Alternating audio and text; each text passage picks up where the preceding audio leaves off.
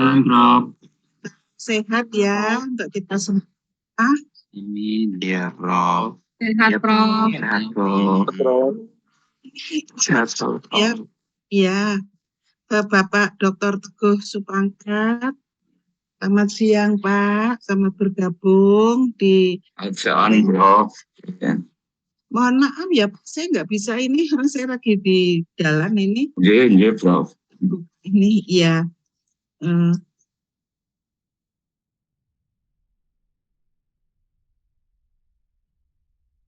Ya, adik-adik mahasiswa yang saya cintai, ya, dan yang saya hormati, Bapak Teguh Supangkat. Pada hari ini kita seperti biasa selalu menyempatkan, memberikan fasilitas, ya, dalam upaya pengembangan ilmu, ya, dari adik-adik mahasiswa. Kami tiap bulan memberikan seminar-seminar secara gratis, ya, kepada adik-adik mahasiswa. Tujuannya tentunya dalam rangka meningkatkan kualitas disertasi. Itu utamanya adik-adik mahasiswa, ya. Meningkatkan kualitas penulisan disertasi, ya. Selanjutnya diharapkan dari disertasi tadi bisa dipublikasikan ke jurnal Scopus sesuai, ya, arahan, sesuai surat keputusan dari Kementerian Pendidikan. Ya, jadi itu bukan kemauan kita, ya. Jadi dari S3 itu harus masuk di Scopus. Dimanapun kalian nanti kuliah itu sama aturannya. Nah, untuk itu adik-adik mahasiswa, saya sangat mengharapkan nantinya mendengarkan, menyimak, ya, mendalami, kemudian bertanya, ya, itu orang kalau sudah bertanya itu tentunya dia tuh paham, ya, paham daripada yang diam saja itu mungkin bingung. Nah, itu artinya belum paham. Adik-adik tidak perlu malu pertanyaannya, ya. Ya, pertanyaannya, pertanyaanku kok ringan, pertanyaanku kok memalukan, tidak ada, ya. Kita ini keluarga, jadi tidak ada nanti pertanyaan yang sederhana dan sebagainya itu tidak ada, ya. Jadi semuanya harus merasa yakin bahwa saya ini pengen tahu ini itu, makanya saya harus bertanya. Begitu ya, setuju adik mahasiswa? Tujuh. Ya. Nah, di sini kami mendapatkan pakarnya, ya, pakar Bapak Dr. Teguh Supangkat. Ini dia pejabat OJK, Otoritas Jasa Keuangan, yang sering kita minta untuk men-sharing, ya, sharing ilmunya dalam sidang, ya, dalam sidang-sidang, ya. Jadi di antara kalian nanti insya Allah pasti ada yang ketemu dengan Dr. Teguh Supangkat, terutama yang berkaitan dengan mengambil topik perbankan, ya, adik-adik mahasiswa, karena masukannya nanti luar biasa kalau adik-adik mahasiswa mengambil perbankan, ya. Nah, akan diberi masukan. Nah, untuk itu adik-adik mahasiswa, mari kita mulai menyimak, ya. Tidak perlu saya berpanjang lebar. Kami persilahkan Bapak Dr. Teguh Supangkat untuk memberikan ilmunya. Sebelumnya tentunya saya sampaikan banyak terima kasih Teguh ya atas partisipasinya kepada kami selama ini. Semoga Allah Subhanahu wa taala membalas semua kebaikan secara berlipat-lipat kepada Bapak Dr. Teguh. Silahkan Bapak Dr. Teguh yang akan menyampaikan tantangan transformasi digital ya dalam keamanan cyber di industri keuangan sesuai bidangnya. Monggo Bapak Dr. Teguh untuk memulai. Terima kasih Bu Prof. Reti. Bismillahirrahmanirrahim. Assalamualaikum warahmatullahi wabarakatuh. Selamat. Waalaikumsalam warahmatullahi wabarakatuh. Ya. Selamat siang dan salam sejahtera bagi teman-teman semua. Nama yang terhormat Bu Profesor Dr. Eti Purwaningsari selaku Ketua Program Akuntansi Universitas Trisakti dan juga Bapak Ibu sekalian dan juga teman-teman mahasiswa di Universitas Trisakti. Ini siang ini saya terima kasih ke Prof. Ati yang memberi kesempatan untuk diskusi nih dengan teman-teman mahasiswa. Yaitu kita ingin nanti diskusi terkait dengan topik mungkin bisa menarik atau mungkin udah topik ini juga pernah dilakukan ya, yaitu tantangan transformasi digital dan penguatan keamanan cyber di industri keuangan. Ini ada beberapa hal nanti yang ingin kita sharing, yaitu pertama kita ingin diskusi mengenai potensi ekonomi dan keuangan digital di Indonesia. Kemudian bagaimana tantangan transformasi ancaman cyber. Kemudian kita lihat ketika ada suatu transformasi digital dan juga ada ancaman serangan cyber, tentunya bagaimana dengan dukungan kebijakan dan pengaturan yang memberikan untuk lebih pengembangan dan juga antisipasi terhadap ketika perkembangan transformasi digital ini terlalu marak, tapi ini kan perlu juga didukung antisipasi yang akan terjadi. Kemudian bagaimana juga literasi keuangan digital yang diperlukan, karena ada beberapa hal kita lihat kalau literasinya nggak terlalu bagus, banyak yang melakukan suatu keuangan digital yang tanpa izin dari OJK, sehingga banyak terjebak pada kondisi-kondisi yang melakukan suatu investasi di investasi yang tidak semestinya, sehingga banyak kejadian teman-teman melakukan suatu investasi yang disebut dengan investasi bodong gitu ya. Kita inginnya semuanya dengan literasi keuangan segala macam betul-betul paham terhadap potensi, juga paham terhadap risiko yang ada ketika kita melakukan suatu keuangan digital.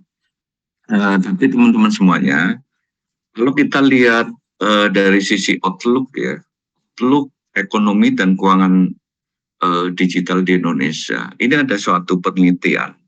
Penelitiannya kita sumbernya dari Pen Analysis di report tahun 2022, jadi baru saja mengatakan bahwa nilai ekonomi digital Indonesia ini di tahun 2022 ini setara 77 miliar USD. Ini kalau kita lihat dari tahun ke tahun ini tumbuh relatif tinggi ya.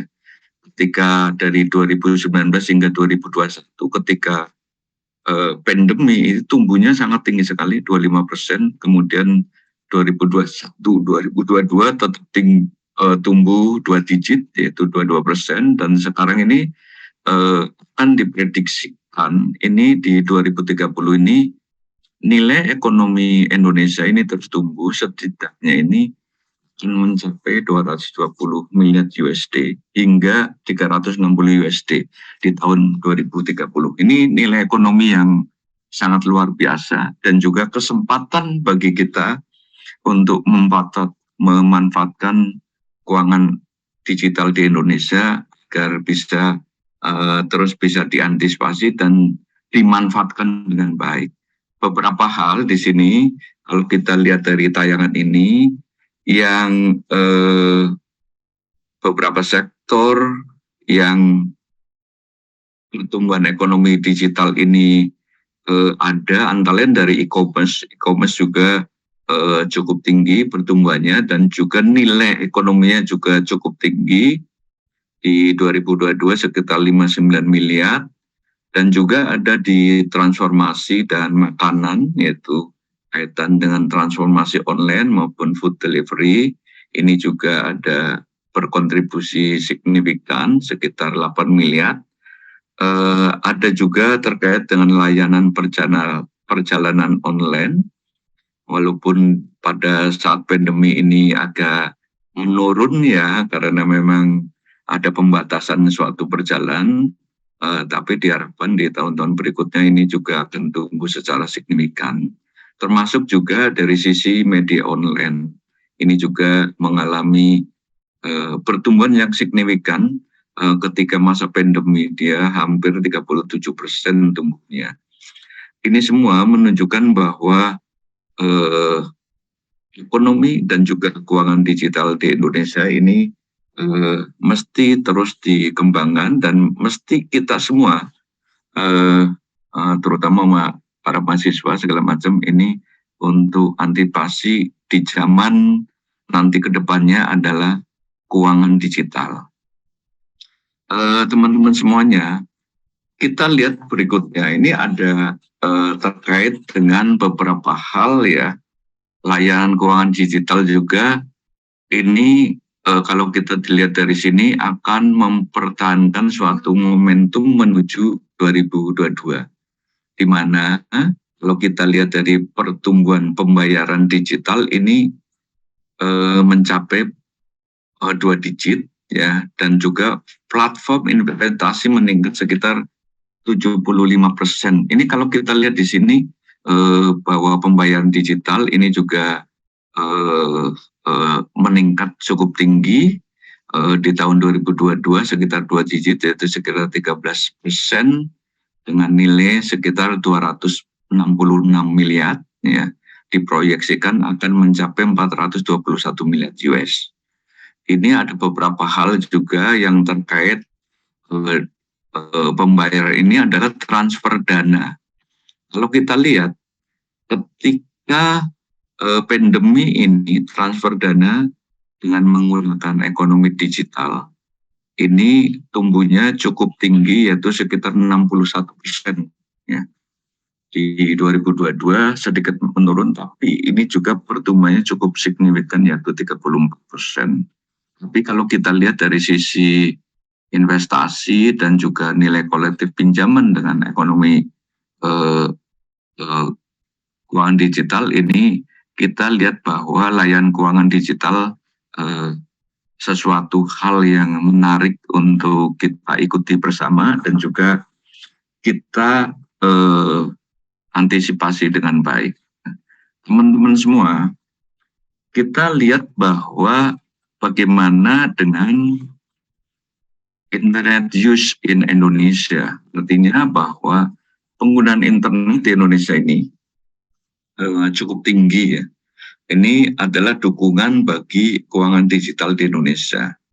Penggunaan internet di Indonesia ini sekitar 204,7 juta. Itu yang menggunakan masyarakat yang menggunakan internet.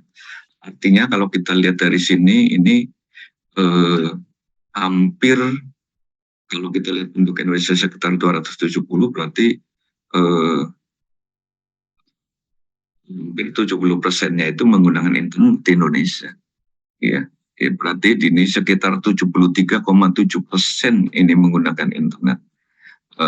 Kita lihat bahwa jumlah pengguna internet juga di kita ini tumbuh sekitar tiap tahun ini adalah 2,1 juta atau tumbuh sekitar 1% tiap tahun. Dan penggunaan waktu setiap hari menggunakan internet itu kira-kira 8 jam 36 menit. Artinya dari sehari itu setengah harinya banyakkan menggunakan internet. Ini suatu hal yang luar biasa di kita. Sebagian besar memang penggunaan internet ini menggunakan mobile phones, smartphone segala macam, yaitu sekitar 94,1%. Ini adalah suatu peta yang bisa kita antisipasi bahwa masyarakat Indonesia udah arah digital, artinya dilihat dari datanya mengatakan bahwa dari sisi pengguna dan juga dari sisi nilai ekonomi ini mengalami pertumbuhan yang luar biasa. Teman-teman semua, kita ingin lihat tantangan industri jasa keuangannya. Jadi mungkin kita lihat baik post-COVID maupun sebelum COVID. Ya. Kalau kita lihat bahwa sebelum pandemi, kita memang ada arah ke sana, ke arah proses, ke arah digitalisasi. Itu sebelum pandemi. Udah dirancang untuk ke arah negara penggunaan digitalisasi di kita, ini pertumbuhan luar biasa. Dan juga baik dari sisi kita melakukan suatu penguatan institusional, penguatan permodalan, efisiensi perbankan, dan juga kita mencoba untuk meminimalisasi disparitas skala usaha antara bank, termasuk juga bagaimana integritas data dan juga pelaporan. Semuanya didorong ke proses arah digitalisasi. Tetapi kita lihat bahwa perkembangan digitalisasi luar biasa. Jadi di tahun 2020, 2021 hingga saat ini 2023 ini pertumbuhannya luar biasa, suatu yang nggak ada bayangan sama sekali. Tadi dilihat dari nilai ekonominya. Kemudian kita akan lihat ketika adanya perkembangan transformasi digital yang luar biasa, tentunya kita harus juga menyiapkan suatu transformasi model bisnis menjadi digital banking. Ya, artinya mau tidak mau industri keuangan harus menyiapkan. Ya. Dan juga terkait dengan cepatnya transformasi digital, yaitu tentunya adalah bagaimana isu terkait dengan pelindungan data nasabah dan juga cyber risk. Karena kalau kita semakin digitalisasi, maka ada suatu peningkatan dari risiko cyber. Mau tidak mau di situ. Ya, ini yang perlu juga diantisipasi oleh industri maupun diantisipasi oleh teman-teman semuanya yang menggunakan smartphone. Data-datanya yang ada di ini, jangan istilahnya ini banyak kejadian-kejadian itu melalui smartphone pengguna terkait dengan cyber ini. Kemudian kita akan antisipasi di post pandemi ini, lihat di kondisi pasar yang ada, artinya perlu diantisipasi yang namanya cliff effect, yaitu artinya ketika pasca pandemi ini tentunya ada beberapa hal yang perlu disiapkan dengan baik, karena tentunya ketika pandemi masih ada masalah-masalah yang belum terselesaikan, sehingga perlu ada satu hal, yaitu terkait dengan normalisasi kebijakan restru. Kemudian juga harus antisipasi misalnya dampak rembetan kondisi global yang ada, termasuk juga yang sedang isu sekarang ini adalah terkait dengan perubahan iklim dan pembiayaan hijau. Tentunya dengan adanya perubahan iklim, mau tidak mau ini ada situasi di mana isu terkait dengan krisis energi dan juga bagaimana kita ingin menginginkan suatu target terkait dengan zero emission. Nah, ini tentunya terkait dengan perubahan iklim dan juga perubahan hijau itu perlu diantisipasi risiko-risiko yang baru yang muncul. Kemudian ya, dengan adanya percepatan dari suatu transformasi digital ini tentunya ada perubahan yang signifikan baik dari sisi landscape, dari sisi ekosistem maupun juga dari sisi teknologi yang ada, yaitu terkait dengan kolaborasi bank dengan big tech dan juga ekosistemnya, terkait dengan kita mengembangkan yang namanya advanced teknologi, kita mengembangkan yang namanya cyber security, AI, machine learning, dan juga bagaimana terkait dengan data as a currency. Artinya data menjadi hal yang penting ya, seperti uang aja nanti ke depannya. Termasuk juga kita perlu mengantisipasi terkait dengan potensi perkembangan desentralisasi finansial begitu perkembangannya terkait dengan perubahan teknologi yang ada. Tentunya yang harus diantisipasi adalah yang disebut dengan unknown, kita sebutnya unknown dan unknown risk, artinya potensi munculnya risiko digital yang belum dikenali, ya, karena pasti akan terus ada. Nah, ini adalah tantangan-tantangan yang ada. Tentunya ini perlu diantisipasi dengan baik, yaitu melalui penguatan struktur dan daya saing. Bagaimana kita mengembangkan peran dari perbankannya dalam perekonomian nasional, termasuk juga melakukan suatu revolusi ekonomi dan layanan digital yang ada.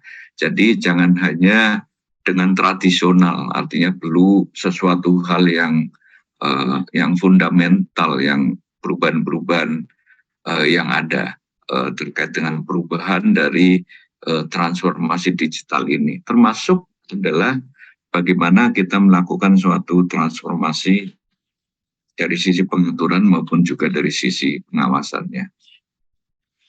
Teman-teman semua, kalau kita lihat dari teknologi informasi yang ada, ini tentunya kita juga perlu memanfaatkan dengan baik beberapa hal. Mungkin kita tahu yang namanya cloud computing ya. Sekarang tentunya kalau kita punya namanya HP ya, semuanya kan data-data yang ada di HP ini sekarang udah bisa disimpan di cloud, ya kan. Kita bekerja juga bisa melalui cloud semua data yang ada, baik melalui HP mau melalui komputer maupun di dalam dunia pekerjaan, karena nggak perlu kita lagi mempunyai apa namanya istilahnya itu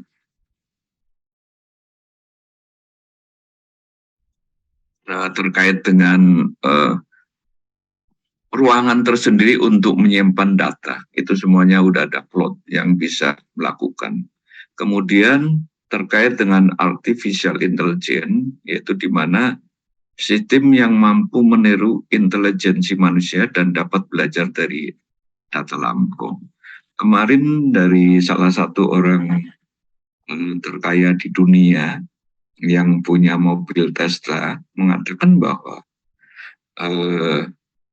yang lebih berbahaya antara senjata nuklir dengan AI ini lebih berbahaya mana? Dia mengatakan ini di depan itu yang paling berbahaya adalah AI dibandingkan dengan senjata nuklir. Karena dengan adanya teknologi yang ada ke depan ini, mereka bisa sama seperti manusia yang ada. Jadi sifat-sifat kita, perilaku kita itu ke depan kalau semakin maju ya gampang ditiru. Jadi kita nggak tahu apakah suatu hal kita melakukan di media massa misalnya wajahnya mirip dengan kita, suaranya mirip dengan kita, itu belum tentu kita yang melakukan. Jadi kita jangan terkecoh dengan misalnya ada beberapa hal yang di media bahwa orang itu yang mengatakan itu belum tentu. Dengan teknologi AI itu udah lain yang ada. Termasuk juga kita harus memanage dengan baik terkait dengan big datanya dan juga sistem penyimpanan data digital yang terdesentralisasi, yang berisikan catatan dan terhubung melalui kriptografi yang kita biasa sebut dengan blockchain. Ya, ini semuanya kedepannya jaringan pada objek fisik sehingga dapat terkoneksi dan bertukar data semuanya melalui internet, bisa dilakukan semuanya. Nah, ini perubahan-perubahan yang ada di dunia yang perlu diantisipasi dengan baik oleh teman-teman semuanya. Termasuk mungkin sekarang kan metode kuliah juga nggak harus fisik, ya, di mana aja bisa ketemu. Nanti juga ijazah nggak berfisik, jadi kerja juga nggak berfisik, di mana aja bisa dilakukan. Berikutnya, teman-teman, ini ada tantangan transformasi digital. Tentunya kalau ada suatu manfaat juga ada suatu tantangan. Itu perlu di sini bahwa kita perlu melakukan suatu tantangannya adalah bagaimana pelindungan dan tukaran data pribadi nasabah. Ya, juga dengan mudah kita lakukan suatu hal dengan NDA, ya tentunya ini data-data dengan mudah ini diangkat. Kemudian perlu antisipasi terkait dengan risiko strategik, investasi IT, dan juga risiko serangan cyber, kesiapan organisasi, kesiapan orangnya juga untuk mendukung transformasi digital. Jadi kita harus menyiapkan yang namanya talentnya, leader digitalnya, budaya, dan juga desain organisasi yang mendukung ke arah transformasi digital. Termasuk yang perlu diantisipasi adalah risiko kebocoran data, risiko penyalahgunaan teknologi, risiko pihak ketiga, karena beberapa transformasi digital IT-nya itu bisa menggunakan outsource, ya. Tapi ini kan juga ada risiko yang perlu diantisipasi. Termasuk juga adalah anggaran infrastruktur dan juga yang disebut dengan regulatory framework yang tidak kondusif. Nah, ini perlu juga diantisipasi. Teman-teman semuanya, kita lihat ya sekarang terkait dengan ancaman cyber. Kalau data yang ada, IMF itu mengestimasi rata-rata tahunan itu yang dialami sektor jasa keuangan secara global ini dari sisi serangan cyber itu ada ancaman sekitar 100 miliar US dollar. Ini nilai yang luar biasa. Kemudian kita lihat di sini kejadian cyber global, ya, di tahun 2012 ini ada serangan malware yang kerugian 2 juta US, kemudian serangan terhadap kartu kredit, ini ada kerugian sekitar 13,5 juta. Ini beberapa contoh, ya. Ini di 2019 ini ada juga terkait dengan data breach terhadap 3 bank terbesar di Iran. Juga di UK ini menjadi bank besar utama yang menerima serangan cyber atas 2 faktor autentik. Di 2020 ini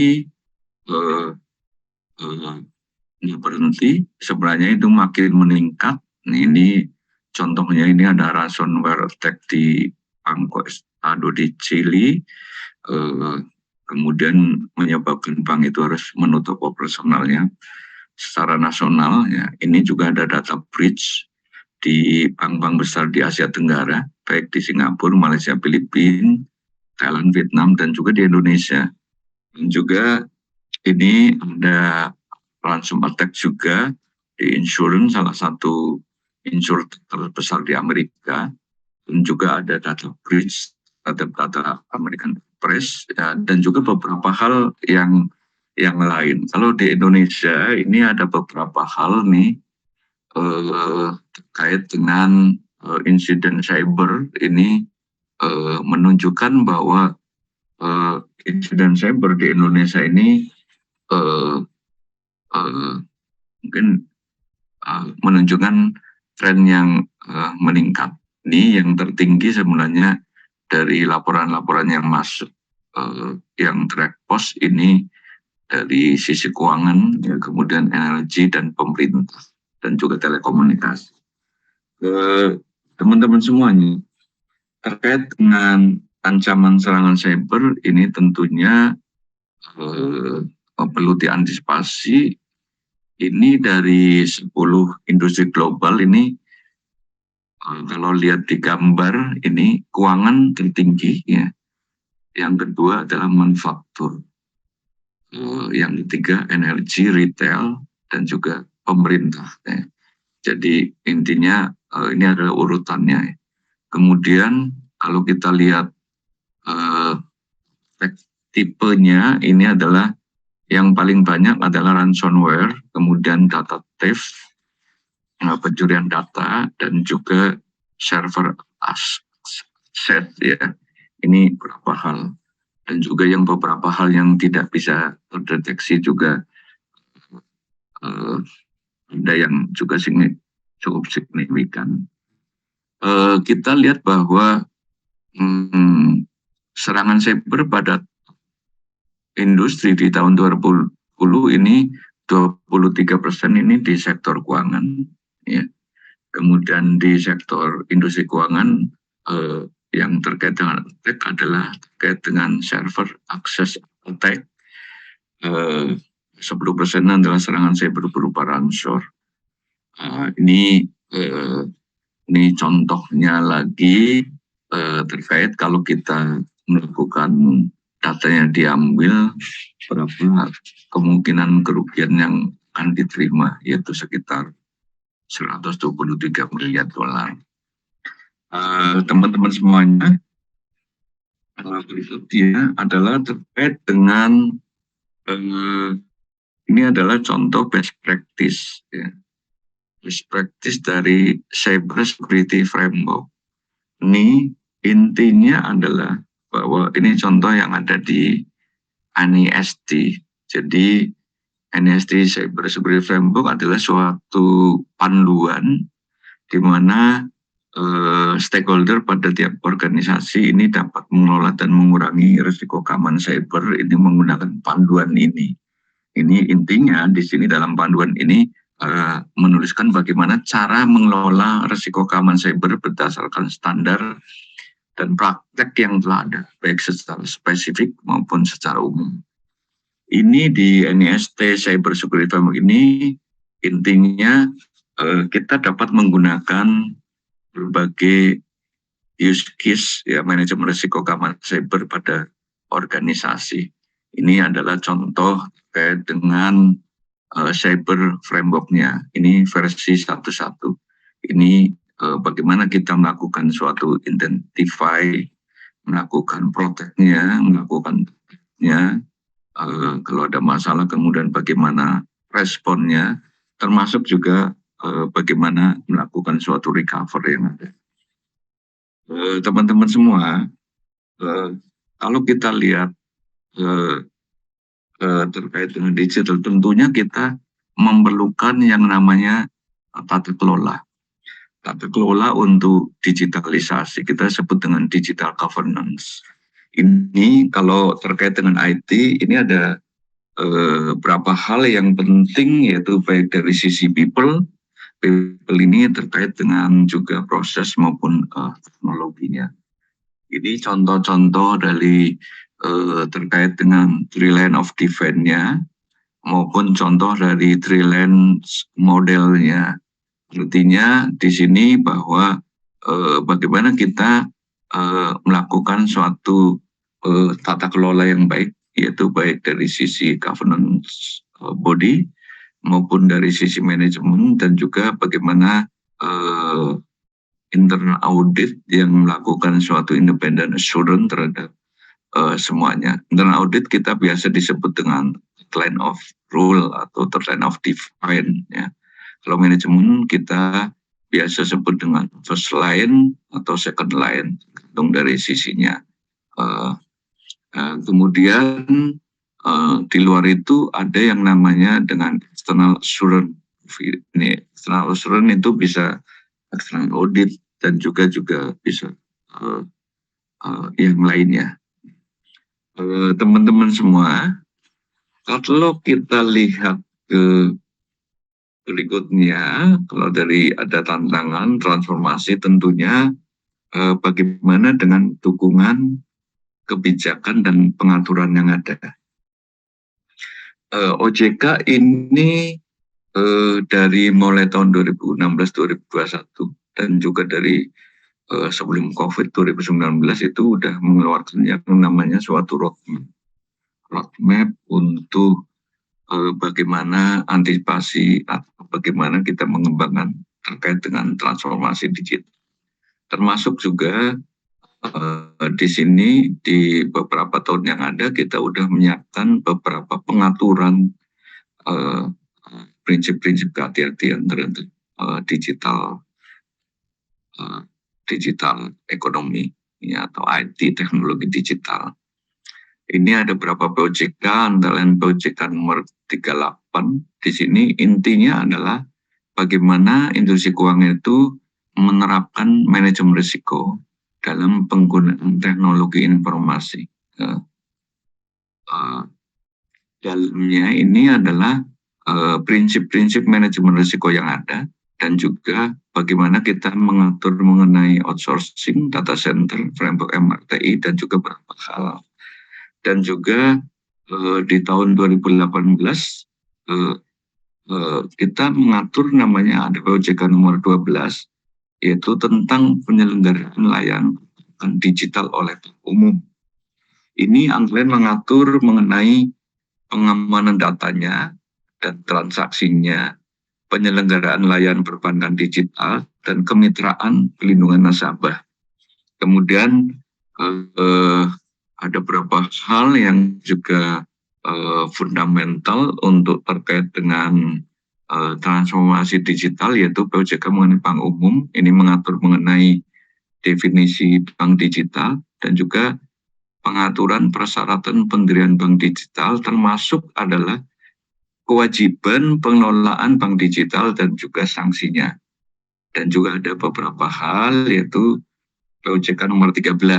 Ya, POJK nomor 13 ini adalah terkait dengan tentang penyelenggaraan produk bank umum. Artinya bahwa produk-produk bank umum ini tentunya kita harus merubah secara fundamental kalau ada produk-produk yang terkait dengan IT. Makanya di sini ada aturan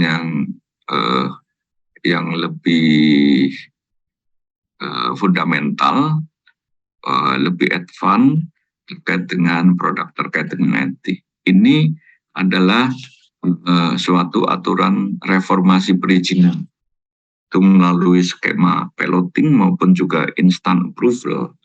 Tapi intinya yang perlu diantisipasi adalah tergantung dari kualitas manajemen risiko dan juga governance-nya. Teman-teman semuanya,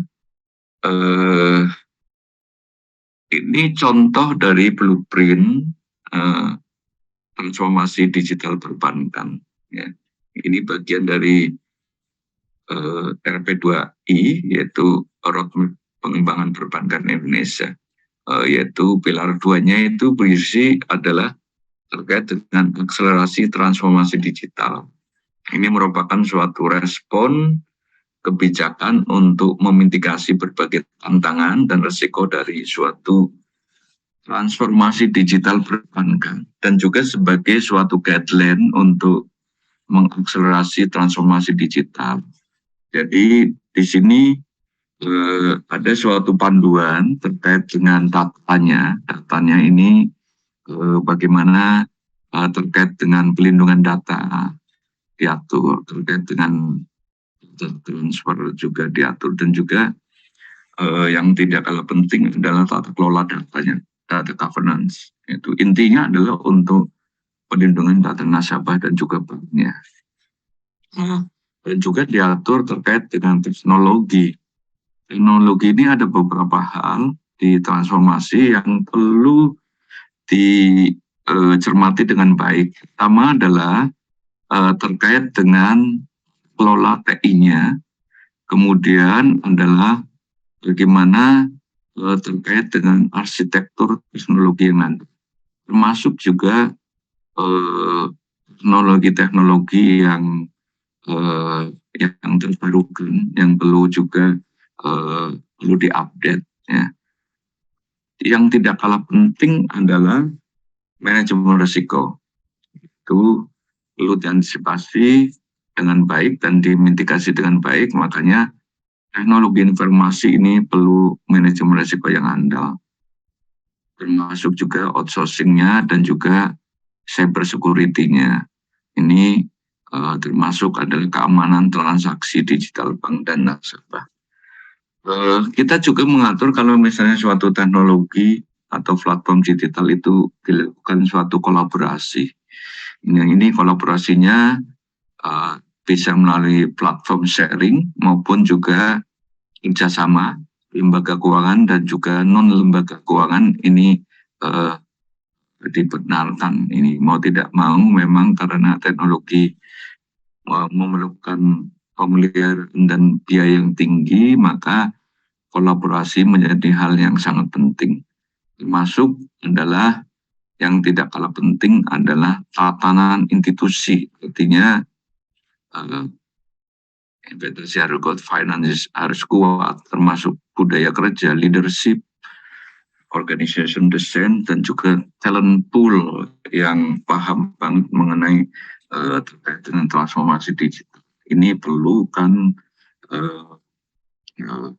literasi digital yang mumpuni. Ini semua adalah dalam kerangka untuk menjaga customer dengan baik, baik dari customer engagement, customer experience, customer insight, maupun juga terkait dengan customer trust and perception, termasuk juga customer with disabilities. Artinya untuk customer yang punya disabilitas ini juga perlu diperhatikan dengan adanya digital IT ini. Ya, jadi transformasi digital perlu memperhatikan juga bagaimana customer with disabilitas ini menjadi perhatian ketika kita melakukan suatu pengembangan dari suatu IT. Teman-teman semua, saya juga ingin menyampaikan terkait dengan di tahun 2022 ini ada proyek nomor 11. Proyek yang nomor 11 ini tentang penyelenggaraan teknologi informasi oleh Bank Umum, atau biasa teman-teman menyebut dengan POJK PTIB. Ini ada beberapa hal yang diatur, yaitu tentunya ketika menerapkan POJK kita memperhatikan terkait dengan bagaimana sih kebutuhan dan harapan industri perbankan serta risiko IT dalam rangka transformasi digital, termasuk juga bagaimana perkembangan industri keuangan baru dan ekosistem keuangan digital, dan juga arah kebijakan perbankan, termasuk juga cetak biru transformasi digital. Nah, ini semuanya diwujudkan dalam satu POJK, yaitu POJK nomor 11, walaupun ini masih terus berkembang. Ada beberapa hal yang diatur di POJK mengenai teknologi informasi oleh Bank Umum, yaitu mengatur mengenai tata kelola teknologi informasi, mengatur mengenai arsitektur teknologi informasi, mengatur terkait dengan manajemen risiko IT, dan juga di sini topik yang sangat penting juga mengatur mengenai ketahanan dan keamanan cyber. Ya, termasuk juga yang diatur adalah penggunaan pihak penyedia jasa TI, penempatan sistem elektronik di dalam atau di luar, dan juga bagaimana pengelolaan data dan perlindungan pribadi terkait dengan penyediaan jasa IT oleh bank dan penilaian intern dan audit yang termasuk laporan, dan juga ada yang disebut dengan namanya DMAP atau biasa juga disebut dengan mayoritas digital bank. Intinya untuk melihat seberapa besar industri keuangan ini digitalnya sudah matang atau belum. Untuk sudah matang atau belum itu ada cara menilainya. Cara menilainya itu yang namanya maturity digital bank. Itu ada assessment-nya untuk mengatakan digital bank ini maka masih perlu disempurnakan atau lembaga keuangan ini sudah bagus atau bank ini sudah bagus. Ini ada diatur dilanjut di surat edaran. Teman-teman semua, saya ingin meneruskan sedikit ya sebelum nanti diskusi. Yaitu berikutnya adalah terkait dengan kita ada yang namanya terkait dengan keamanan cyber.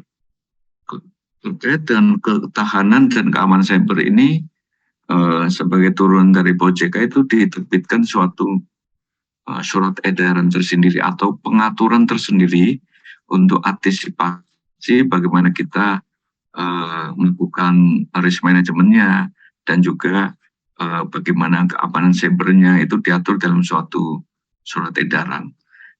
Kalau kita lihat di struktur POJK-nya, ini ada beberapa bab, dan juga di SE-nya adalah mengatur mengenai ketahanan dan keamanan cybernya, dan juga nanti diatur mengenai maturity digitalnya, yaitu dengan menggunakan DMAP, yaitu penilaian digital maturity assessment for banks. Juga nanti ke depan buat lagi satu penyelenggaraan TI oleh bank. Beberapa hal terkait dengan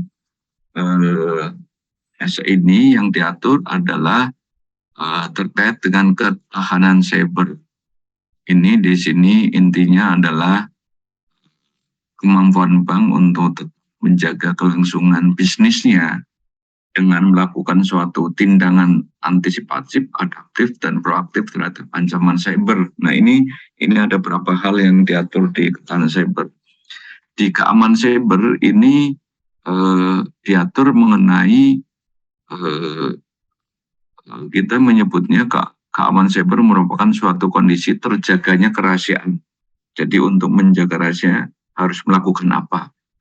Kemudian keutuhan datanya dan juga persediaan informasi dan atau sistem informasi yang saling terkoneksi satu sama lain melalui media cyber dan juga antisipasi dari serangan cyber.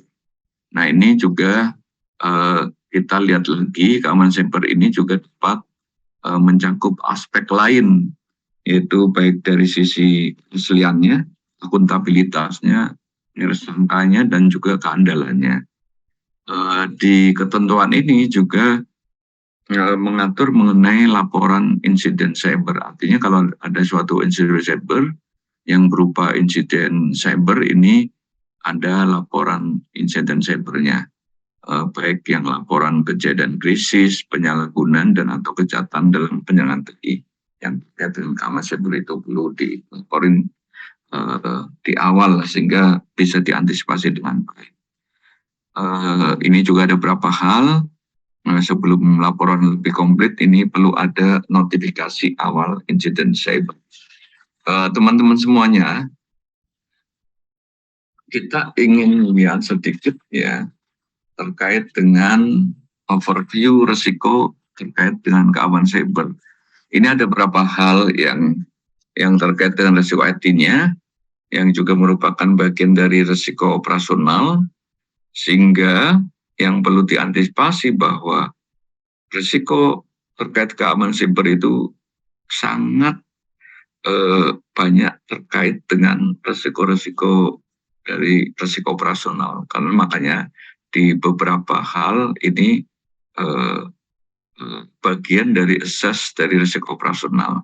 Maka turunan dari risiko operasional ini ada risiko terkait dengan IT maupun risiko terkait dengan keamanan cyber.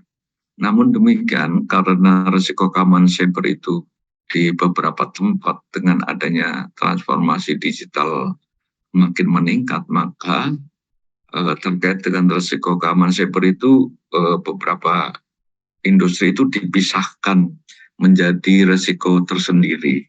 Nah, ini yang perlu diakses baik dari risiko inherentnya, yaitu risiko inherent, ya, artinya risiko yang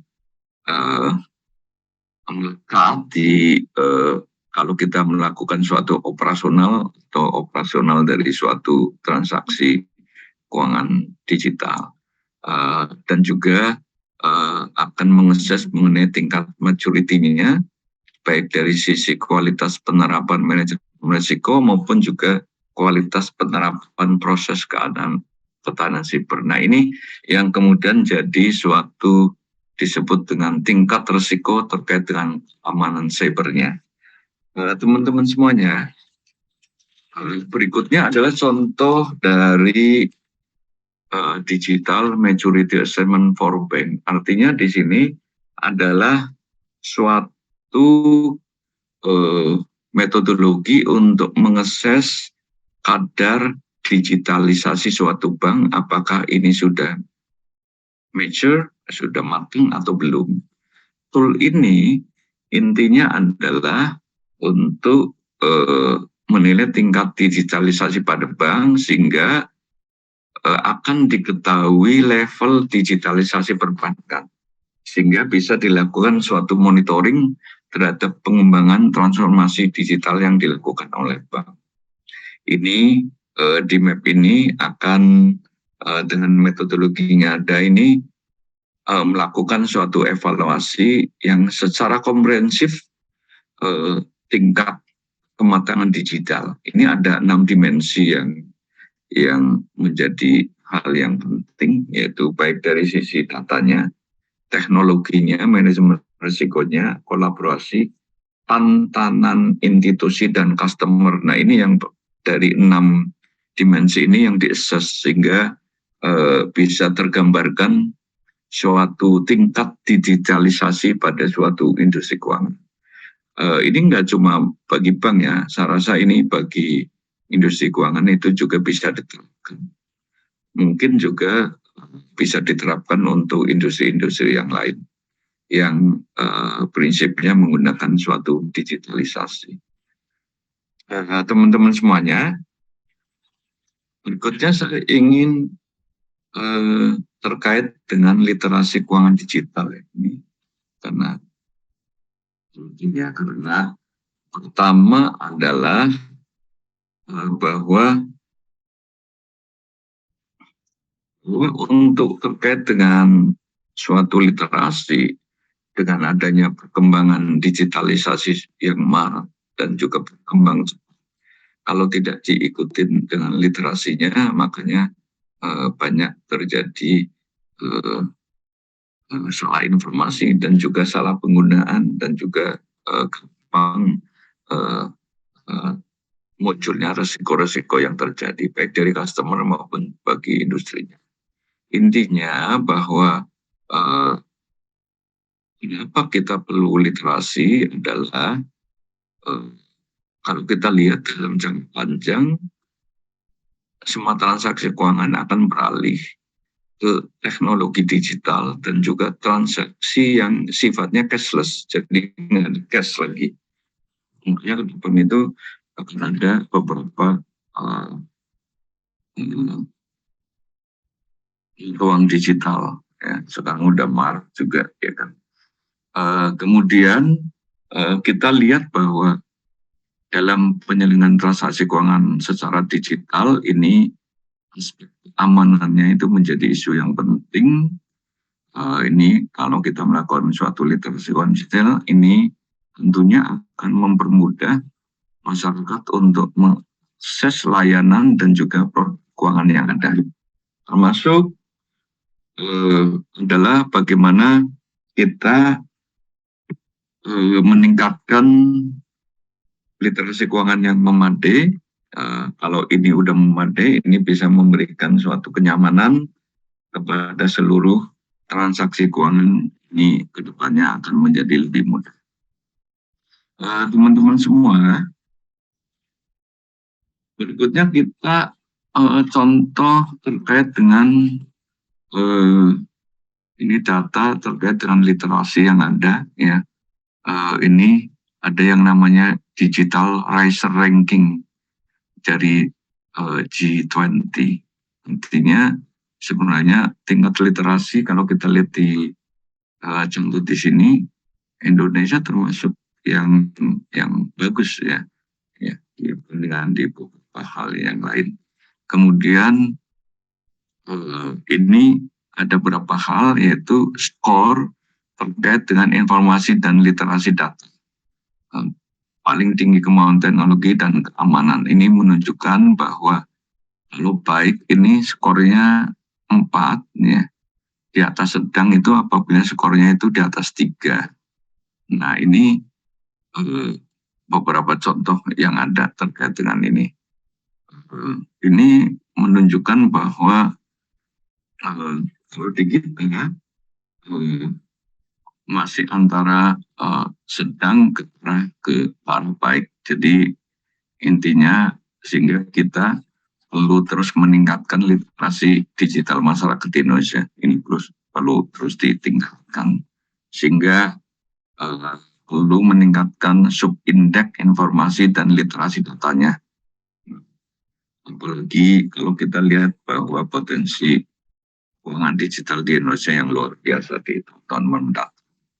Teman-teman semuanya, ada 4 pilar terkait dengan literasi digital untuk mewujud Indonesia cepat digital, yaitu kita harus punya yang namanya digital skill, digital culture, digital safety, dan juga digital ethics. Artinya, dari setiap individu ini mampu paham terkait dengan digital dan juga digital safety ini kemampuan ini dalam mengenali, mempolakan terkait dengan kesadaran keamanan digital dalam kehidupan sehari-hari. Ini juga perlu digital culture terkait dengan bagaimana kemampuan individu untuk membaca, menguraikan, membiasakan, memeriksa terkait dengan digital culture dan digital etik. Ini kemampuan individu untuk menyadari, mencontohkan, menyesuaikan terkait dengan beberapa hal yang tentu sehingga intinya adalah dalam rangka mengembangkan tata kelola etika di dalam menggunakan digital. Teman-teman semuanya, berikutnya adalah yang disebut dengan cyber hygiene. Dalam aktivitas di ruang digital ini adalah beberapa tips yang untuk ketika kita di ruang digital. Jadi intinya adalah kita harus punya antivirus yang memadai. Ketika kita nyimpan data, gunakan enkripsi di perangkatnya. Dan juga harus punya backup data secara berkala. Gunakan password yang tidak gampang ditiru. Jadi jangan password yang menggunakan misalnya biaya sering dengan tanggal lahir, tahun, ya, nama pacar atau segala macam itu yang gampang ditiru. Ya. Kemudian terkait dengan pengkinian peranti lunak secara berkala. Dan juga perlu menggunakan multi-factor authentication. Nah, ini beberapa tips untuk menghindari kejahatan cyber adalah batasi penggunaan WiFi di WiFi publik. Ya, ini batasi WiFi publik itu artinya semuanya bisa akses, kita menggunakan WiFi publik berarti handphone kita juga bisa diakses oleh publik. Dan juga tidak memberikan informasi pribadi dan informasi rahasia lainnya. Aktifkan pengaturan notifikasi dan juga ganti PIN dan password secara berkala. Ini Ini yang penting. Dan kita juga terus melakukan suatu kolaborasi. Nah, kita di OJK ini juga terus melakukan suatu kolaborasi nasional penerapan keamanan cyber, baik dari dengan Badan Cyber dan Sandi Negara, di antara otoritas yang lain, baik Bank Indonesia, Kementerian Keuangan, OJK, Kominfo, dan juga beberapa hal yang lain, yang stakeholder yang lain. Ini kita juga dalam kerangka untuk koordinasi, pengaturan dan pengawasan, kita juga kerjasama dengan aparat penegak hukum, penyediaan jasa telekomunikasi, dan juga LJK sendiri. Intinya ini perlu suatu kolaborasi yang baik. Demikian teman-teman semua yang terkait dengan bahan yang kami presentasikan. Jadi ada ingin yang diskusikan, monggo, masih ada waktu sekitar 15 menit.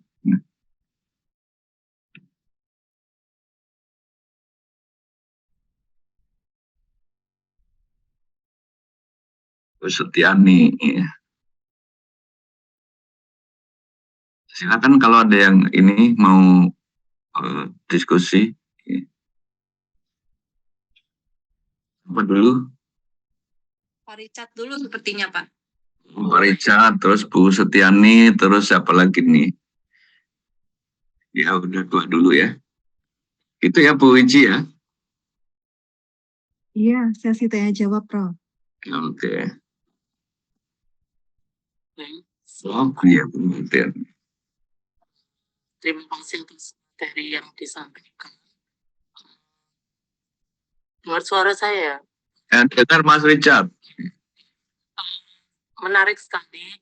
Saya kerja di dunia kan. Good. Saya pengen Iya.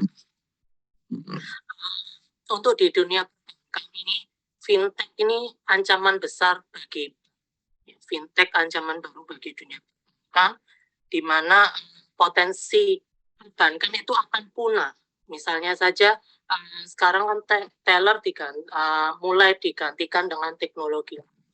Menurut Pak Teguh, apakah benar fenomena perbankan akan punah di beberapa di tahun-tahun ke depan? Itu pertama. Lalu Pak Teguh, saya bertanya mengenai terkait serangan cyber yang tadi sudah dijelaskan panjang lebar sama Pak Teguh, itu mengenai POJK.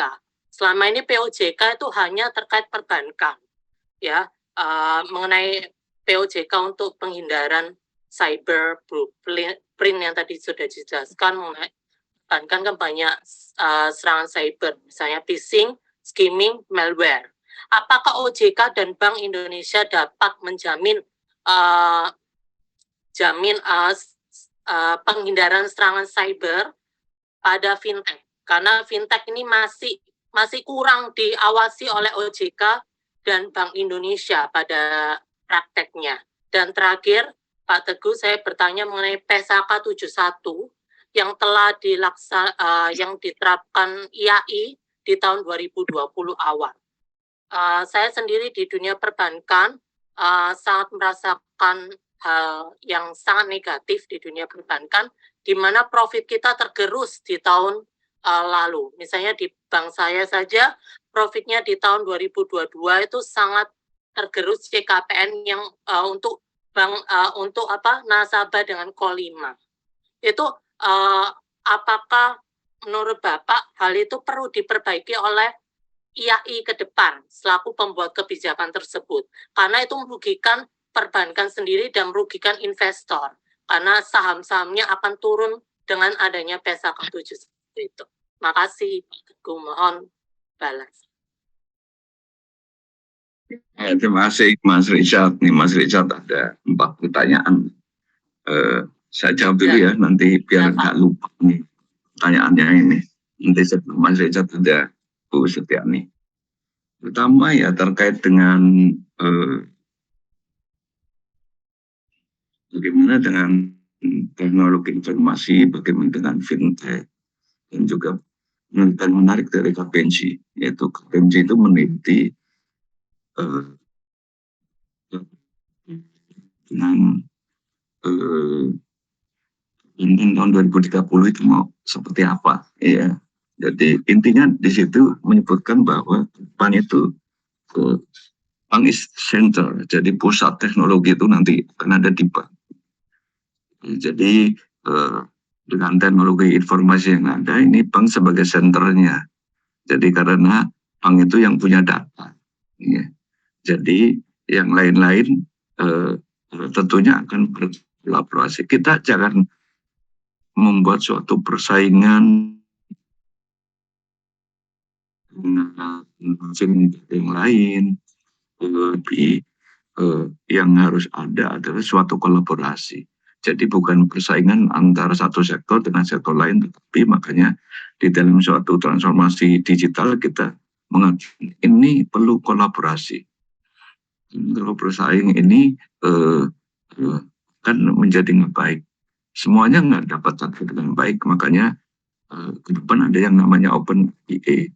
Nah, itu dibuka, semuanya bisa. Sebenarnya sekarang ini walaupun kita punya misalnya tabungannya di bank A, kita bisa ngambil dari mana aja, ya. Karena data udah dibuka. Coba kalau nggak ada teknologi itu, ya. Artinya kita kalau misalnya tabungan di A, ya hanya nabung di A. Ke depan, karena bank itu sebagai center of finance, artinya dia ada beberapa aturan di kita, yaitu aturan penyertaan yang baru. Ini bank-bank bisa melakukan penyertaan di perusahaan teknologi. Sebelumnya kan nggak boleh, ya. Apalagi di undang-undang yang baru, ya, yang baru terbit di tanggal 12 kemarin, ya. Ini kan dijelaskan lebih lanjut terkait dengan bagaimana posisi bank, termasuk bagaimana bank itu melakukan suatu penyertaan di beberapa hal lain. Termasuk di situ disebut mengenai digital banks. Artinya jangan khawatir nggak hilang, ya kan, karena semua orang ini pasti akan berubah, tetapi mungkin operasionalnya bisa berubah, nggak lagi tradisional, tetapi udah transformasi, lebih banyak transformasi digital. Tapi layanan keuangan itu pasti akan terjadi, ya kan. Makanya kita sejak awal-awal menyebut bahwa kita harus siap dengan perubahan, ya. Kalau tanpa kita melakukan suatu perubahan, kita dengan apa adanya, pasti akan dilibas dengan perubahan yang ada. Apalagi suatu teknologi itu perubahannya sangat cepat. Tetapi ini kan harus drastis. Nah, makanya di situ salah satu ketika melakukan suatu perubahan, kita harus kuat dengan manajemen risiko, kita harus kuat dengan tata kelolanya. Kalau kita hanya merubah saja, tetapi dua hal itu enggak terjadi, ya kita dilibas juga dengan perubahan yang ada. Karena enggak siap, tapi kita udah merubah. Ya, kemudian terkait dengan yang lain, ya, tadi terkait dengan apa ya, PSK 71, ya. PSK 71 itu pas keluar PSK 71 itu menggantikan PSK 55. Jadi ada dua hal yang ini terkait dengan CKPN yang berubah signifikan. Kalau PSK 55 ini incurred loss, ya, kita melihat CKPN harus lihat impair, ya, impair atau enggak. Kalau PSK 71 ini lebih ke future, ya kan, kita harus memprediksi ke depan seperti apa, ya. Jadi kalau ke depannya akan impair, ya, jadi sebelum impair kita udah buat CKPN-nya, ya kan. Makanya perbedaan ini, makanya ketika diterapkan PSK 71 ini pasti akan ada perubahan suatu CKPN-nya akan naik, ya. Tetapi ketika pas diterapkan tahun 2020, 1 Januari 2020 itu pas COVID, ya. Makanya selama setahun itu kemudian ditunda, ya kan. Ya, artinya ditunda beberapa hal, CKPN-nya bisa menggunakan suatu restru, ya kan. 2 tahun kita menggunakan restru, tetapi kan itu restru nggak selamanya.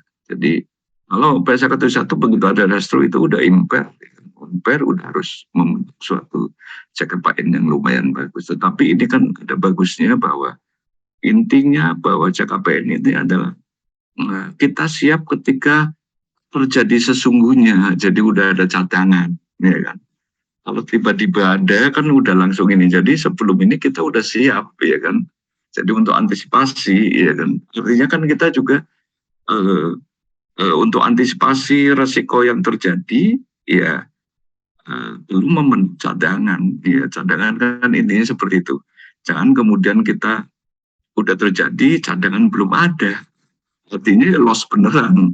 Kalau udah ada CKPN kan kita udah loss-nya udah ada, udah tercover. Sebelum kan pelan-pelan itu sebelumnya udah tercover. Jadi sebelum macet juga udah tercover. Sebelum macet mungkin dilakukan udah tercover sekitar 75 misalnya 75%. Jadi begitu macet ya tinggal sisanya aja. Kalau nggak dicadangkan kaget tiba-tiba harus 100%. Ya artinya seperti itu. Jadi ya ini suatu hal yang baik karena PSK 71 kan IFRS 9 ya. Ini itu diterapkan secara internasional. Jadi kita harus laporan keuangan kita itu harus sama antara laporan keuangan yang di Indonesia, di Amerika, di Eropa dan juga di negara lain harus bisa dibanding. Jangan sampai ketika kita mengacu ke PSK yang nggak standar internasional, ketika bicara CAR-nya kita misalnya 15%, di Indonesia anggapnya 15%, negara lain bisa mau mengakuin karena nggak sesuai standar, makanya perlu sesuai dengan standar yang ada. Ini itu Mas Richard ya. Kemudian apalagi nih ya, udah tercover semua belum ya Mas Richard ya? Terkait dengan cyber ya Mas Richard. Jadi ini memang sekarang yang dikeluarkan ini adalah di POJK terkait dengan POJK PTI kan kita tadi saya udah jelaskan udah dikeluarkan di tahun 2022. Di akhir tahun kita mengeluarkan yang namanya aturan terkait dengan keamanan cyber itu di Desember. Nanti berikutnya akan nyusul di di industri yang lain baik pasar modal maupun IKNB. Jadi ini kemudian intinya kita terkait dengan keamanan cyber kita terus kolaborasi baik yang industri yang di bawah pengaturan Bank Indonesia, di bawah pengaturan yang lain Kominfo, kita terus berkolaborasi dengan kementerian yang lain termasuk juga Badan Cyber. Jadi begitu ada ancaman cyber itu kita udah ada antisipasi seperti apa. Jadi semuanya udah tergambar. Ya nanti akan juga dibentuk suatu stable untuk industri keuangan ya asosnya sehingga ketika ada sesuatu ini bisa. Tapi bagaimana kita apakah bisa mencegah nggak ada sama sekali ya susah ya. Makanya yang kita perlukan adalah mitigasi ya. Sama seperti suatu resiko, apakah nanti resiko nol nggak mungkin. Makanya keluarkan yang namanya ketentuan manajemen risiko untuk memitigasi dengan baik kemungkinan sehingga ketika ada suatu risiko ini udah bisa kita kendalikan. Terkait dengan ada keamanan cyber itu udah kita kendalikan. Intinya gitu. Iya. Iya Mas Richard. Ya. Iya baik Mbak Setiani. Ayo Setiani. Langsung ya Prof ya. Udah semangat ini saya lihat. Ya. Alhamdulillah. Alhamdulillah Bermanfaat ya. Silakan. Ya Bu Dr. Setiani nih monggo. Ya. Udah dokter baru. Iya Pak Teguh.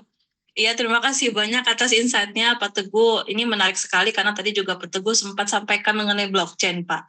Kan sebagai salah satu sebenarnya kan untuk keamanan digital kan salah satunya kalau di bank mungkin bisa juga pakai blockchain. Tapi kan blockchain yang kita tahu itu kan desentralisasi Pak. Sementara saya kurang tahu apakah untuk yang sekarang ini kan kalau bank itu kan juga sudah menerapkan desentralisasi. Kedepannya karena kita memang kayaknya dicanangkan tahun sampai 10 tahun ke depan kan akan memasuki era metaverse, Pak. Dan beberapa bank itu yang ada di Indonesia sudah menyampaikan mereka siap masuk ke metaverse. Nah, bentuk keamanan seperti apa, Pak, yang nanti sebenarnya akan dilakukan atau diambil dari OJK? Apakah akan ada peraturan yang mengikat para bank? Karena kan nanti bank ini yang akan dijadikan sebagai pusat untuk penghimpun dana untuk NFT, ya, khususnya untuk NFT itu. Seperti itu, Pak Teguh. Terima kasih, Pak.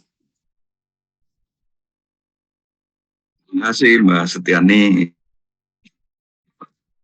Saya nanya sekarang kemudian ditanya. Terima kasih ya Mbak Setiani. Jadi ada beberapa hal terkait dengan ini. Makanya di roadmap itu ada advance teknologi ini antisipasi dengan baik oleh industri keuangan. Advance teknologi ini terus berkembang. Blockchain salah satunya, salah satunya, metaverse salah satunya. Dan kita ke depan belum tahu persis terkait dengan teknologi apa lagi ya. Nah itu makanya kita di pengaturan kita sifatnya adalah principle based, artinya kita nggak menunjuk sesuatu ya, tapi principle based. Principle based artinya kita mengatur terkait dengan manajemen risikonya. Bagaimana manajemen risiko untuk antisipasi sesuatu yang advance teknologi. Karena advance teknologi ini perlu terus-menerus diantisipasi dan terus-menerus berubah. Ya, jadi ya peraturan juga nanti akan mengikuti kalau itu diperlukan suatu perubahan. Makanya untuk terkait dengan ketahanan dan keamanan suatu industri kita mengacu kepada suatu CIS itu digunakan oleh 50 regulator, sekitar 50 regulator yang menggunakan yang menggunakan pedoman itu ya. Kita makanya di dalam satu pedoman atau aturan terkait dengan bagaimana mencegah dan juga terkait dengan manajemen risiko, salah satunya kita juga merujuk ke sana sebagai satu panduannya, tetapi kita merujuk ke beberapa yang lain. Karena yang tadi, yang pedoman dari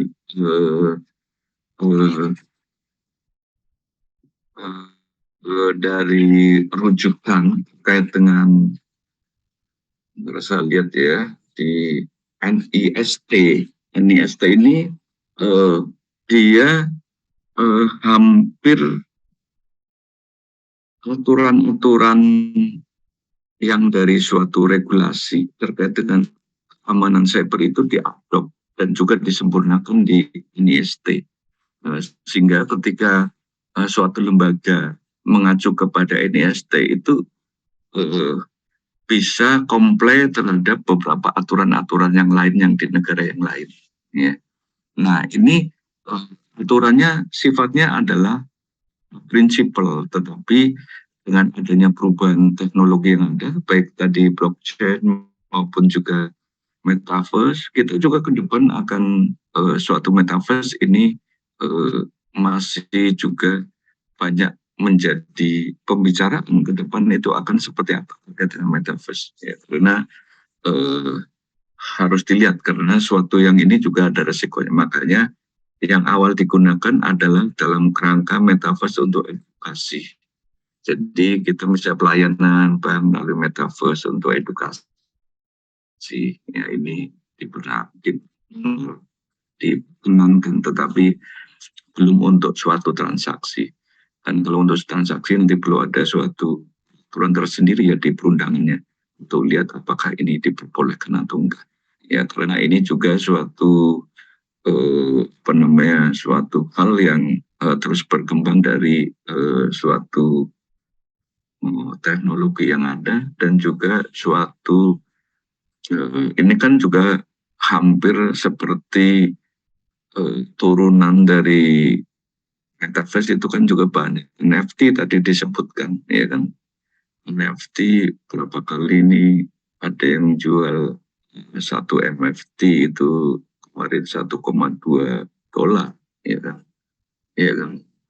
Kemudian nanti akan diprediksi akan naik sekian, ya kan? Kita nggak tahu, juga bisa diprediksi akan nggak ada nilainya, juga bisa terjadi.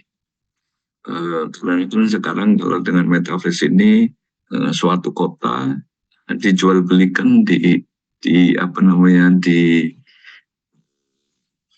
dunia maya. Itu kan kota Jakarta udah dikapling-kapling tuh di dunia maya, dibuat NFT-nya dijual, ya kan, misalnya seluruh Bintaro, ya kan, dijual. Kemudian di Ampli gedung ini dijual SCBD, udah ada pemiliknya secara dunia maya itu masing-masing, ya kan. Terus termasuk di pulau-pulau yang lain, ya kan. Jadi kalau kita duluan beli juga bisa nanti menjual lagi untuk digunakan suatu metaverse. Tapi ya pemilikannya gimana, ya kan. Kemudian kalau kita mau jualnya kemana, ya kan, itu perlu juga suatu hal ini tentunya ada resikonya, masuk yang kemarin-kemarinnya Bitcoin ada yang kemudian meroket tinggi banget, tapi sekarang juga turun banget, jadi ada roller coaster. Artinya sekali lagi kita memerlukan suatu literasi keuangan digital, sehingga kita dalam melakukan suatu transaksi ini bisa lebih aman dan investasi kita lebih aman. Kita harus paham terhadap risiko, jangan cuma paham terhadap keuntungan, tapi harus paham terhadap risiko juga yang akan terjadi. Itulah pentingnya suatu literasi. Mungkin gitu ya Mbak Setiani ya, secara umum ya. Terima kasih banyak Pak Teguh. Iya. Siapa lagi tadi ya? Yo. Ayo. Ya, izin bertanya, Prof. Ah, Pak Teguh. mantap. Iya. Rian. Yes. Selamat siang, selamat siang Pak Teguh. Kenal. Ya, mungkin tadi dua teman saya tadi sudah membahas mengenai dunia praktek, cuman saya coba mau bertanya untuk dari sisi riset gitu, Pak Teguh. Sangat menarik mengenai scoring dari pengungkapan laporan risiko keamanan cyber, kita tadi kan digital maturity assessment, ataupun sebelumnya juga biasa kan kita tahu ada yang namanya risk based bank rating, gitu kan ya. Tapi di satu sisi kita sebagai peneliti itu gimana cara kita bisa mengetahui scoring tersebut, gitu kan? Itu karena kan kalau kita dari sisi peneliti mungkin dibutuhkan untuk perkembangan ilmu pengetahuan, gitu kan? Ataupun kalau misalnya kita sebagai nasabah kita harus tahu nih misalnya berapa sih scoringnya, apakah bagus atau tidak, gitu kan, untuk kita untuk berinvestasi. Karena yang saya tahu bahwa di dalam disclosure-nya ataupun di dalam peraturan SOJK itu diwajibkan bank untuk mengungkapkan itu. Tetapi saya pernah melihat atau meneliti beberapa bank, mereka tidak mendisclose berapa sih profil resikonya, berapa sih nilainya. Nah, padahal itu menurut saya sangat penting, gitu kan. Ujung-ujungnya sebagai researcher kadang kita melihat oke, yaudah kita menggunakan disclosure yang which is itu adalah judgement kita pribadi. Tapi di satu sisi kalau menurut saya alangkah baiknya jika misalnya semua bank itu dia mendisclose angka resiko yang mungkin sudah dinilai oleh OJK ataupun Bank Indonesia, biar kita punya sama persepsi. Oh, ternyata memang persepsinya dari bank sentral ataupun OJK yang mengawasi nilainya segini. Ketika kita melakukan riset, oh ternyata memang hasilnya seperti ini. Yang ingin saya tanyakan Pak, untuk hal-hal tersebut gitu kan ya, apakah ada penilaian tersendiri untuk OJK Pak, gitu kan, apabila misalnya dalam annual report ataupun laporan bank itu tidak didisclose secara untuk umum, padahal kita tahu bahwa bank itu kan harusnya kan menghimpun dananya dari masyarakat, kita butuh keterbukaan itu Pak. Yang saya tahu mungkin ada kewajiban tapi pelaporannya ke OJK. Dan saya juga pernah Pak mencoba gitu kan ya, mengirimkan email melalui menggunakan surat pengantar dari kampus dan sebagainya untuk keperluan penelitian. Nah, terus dari OJK bilang bahwa waktu itu saya meminta data RBBR gitu kan, risk based bank rating. Data ini tidak bisa diberikan untuk peneliti karena cukup confidential. Yang saya ingin tanyakan, gimana caranya kita sebagai peneliti bila ingin istilahnya mengembangkan ilmu pengetahuan, tapi kita terbatas masalah skor-skor ini gitu.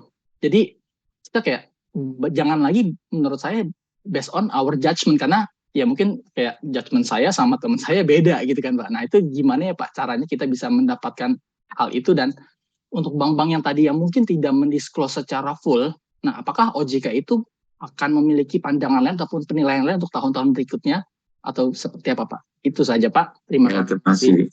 Terima Ya, kasih Mas. betul Pak Dr. Teguh. Itu yang kadang merupakan kesulitan bagi researcher, bagi kami. Ya, monggo. Ya. Terima kasih Prof. Terima kasih Mas Rian. Jadi ada beberapa hal yang di ketentuan kita terkait dengan disclosure, baik di laporan publikasi ya maupun juga di laporan keuangan ya tahunan ya. Jadi beberapa disclosure ini di laporan keuangan tahunan itu juga nggak cuma dipublis secara umum, dia juga harus dikirim ke beberapa hal, ke media, ke ya bukunya atau ke lembaga riset yang ada.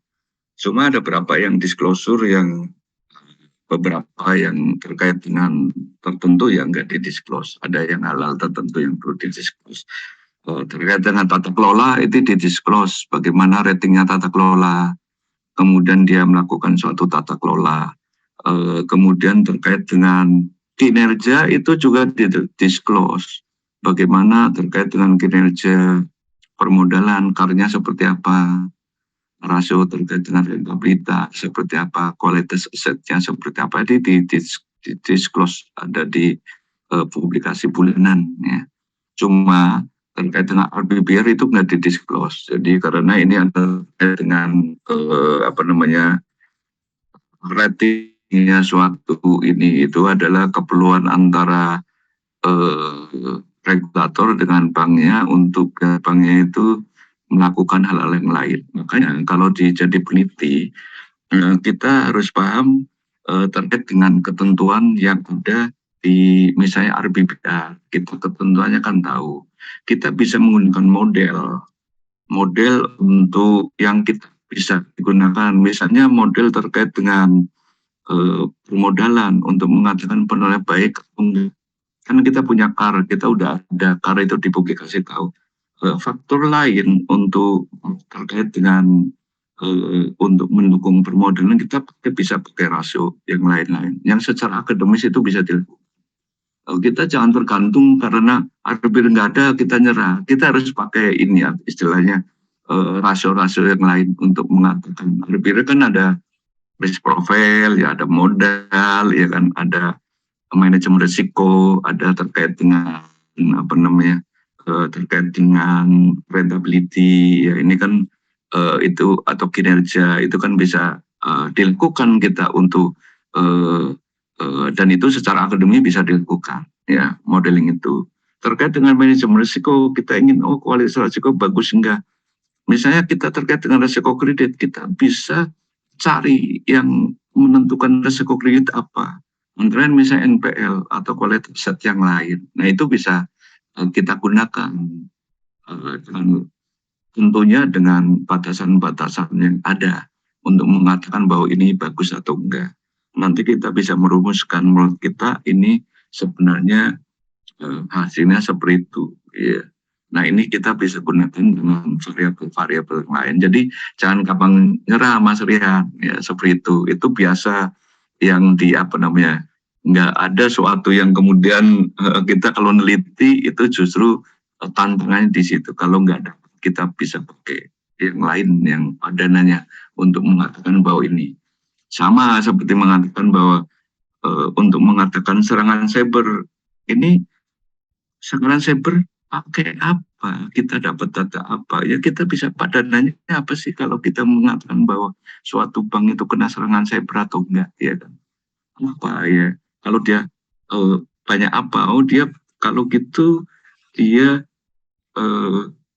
transformasi digitalnya makin berkembang sehingga kemungkinan serangan cybernya itu ada, ya kan?